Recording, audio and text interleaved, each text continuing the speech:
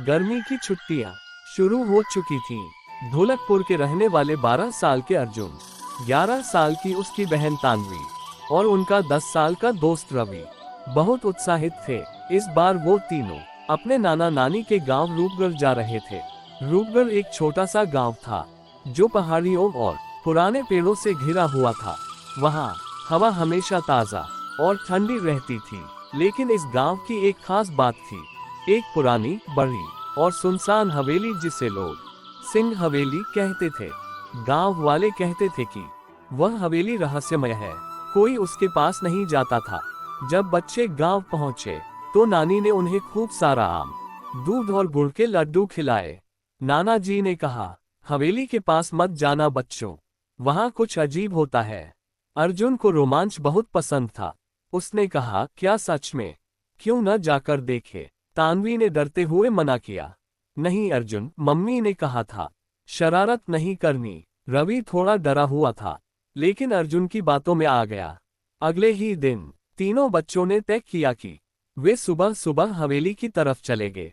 जब वह तीनों वहां पहुंचे तो उन्होंने देखा कि हवेली बहुत बड़ा है। चारों ओर कोहरा छाया था, डरावनी आवाज आ रही थी और अजीब सा अंधेरा छाया था। जब तीनों अंदर गए तो वहां बहुत सन्नाटा था। दीवारों पर दरार पड़ी हुई थी, फर्श भी गंदा था, लेकिन सब कुछ टूट नहीं था। कुछ चीजें जैसा ताजा रखी गई हो। तभी तान्वी को एक चमकता किताब मिला जिसमें लिखा था रहस्य का द्वार। जैसे ही उन्होंने किताब खोली तो पन्ने पर नक्शा बना था। नक्शे के नीचे लिखा था, जो सच्चे दिल से खोज करेगा वही पाएगा, और जो डर जाएगा वो इसे खो देगा। अर्जुन ने नक्शा ध्यान से देखा। उसमें हवेली के अंदर एक गुप्त तहखाने का रास्ता दिखाया गया था। तीनों ने उस दिशा में जाना शुरू किया।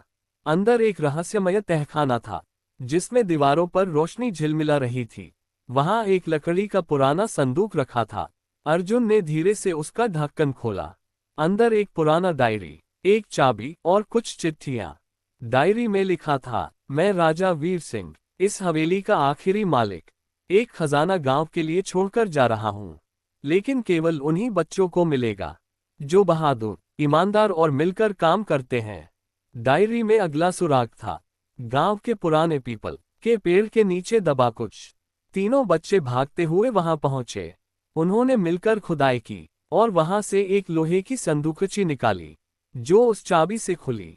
अंदर कुछ पुराने सिक्के और एक नया खत था। खजाना यही नहीं, असली खजाना वह है जो तुमने सीखा, मिलकर काम करना, डर पर जीत पाना और बुद्धि का इस्तेमाल करना। ये हवेली अब तुम्हारे लिए खुली है। यहाँ एक लाइब्रेरी और विज्ञान कक्ष भी है।